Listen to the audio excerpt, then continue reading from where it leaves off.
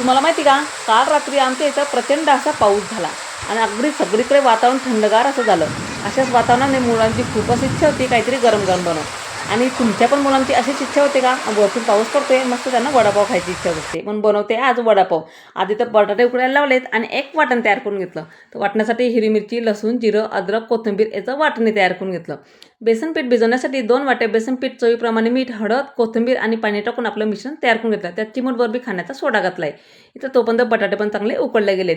फोडणी करण्यासाठी तेल गरम करायला ठेवायचं. जिरं, मोहरी, कढीपत्ता आणि वाटलेलं वाटणे सुद्धा घातलं.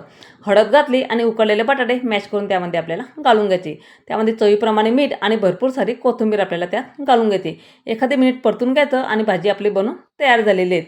भाजी थंड करून घ्यायची. नंतर आपल्याला वडे तयार करून घ्यायचे. छोट्या आकाराचे लहान मोठे साईज तुम्ही कसेही वडे बनवू शकतात. कढईमध्ये तेल गरम करायला ठेवायचं आणि हे वडे आपल्याला तळून घ्यायचे. यासोबत मी चटणीसुद्धा केली, पण चटणीची रेसिपी काही तुमच्यासोबत शेअर नाही केली. हेच भाज्याचं पीठ घेतले आणि पातळ असं भजे तळून घेतले. मिक्सरला लसूण आणि लाल तिखट चवीप्रमाणे मीठ टाकून त्याची चटणी तयार करून घेतली, पण तो व्हिडिओ काही तुमच्यासोबत मी शेअर नाही केला. मस्त आपले गरम गरम वडापाव इथं बनून तयार झालेत. पुदिन्याची चटणी आणि आपली लाल चटणी जे केली ती चटणी घालायची आणि वरतून खाली वडापाव घालायचा. तोंडी लावण्यासाठी मिरची घालायची. एकच नंबर आपला वडापाव इथं बनून तयार झाला.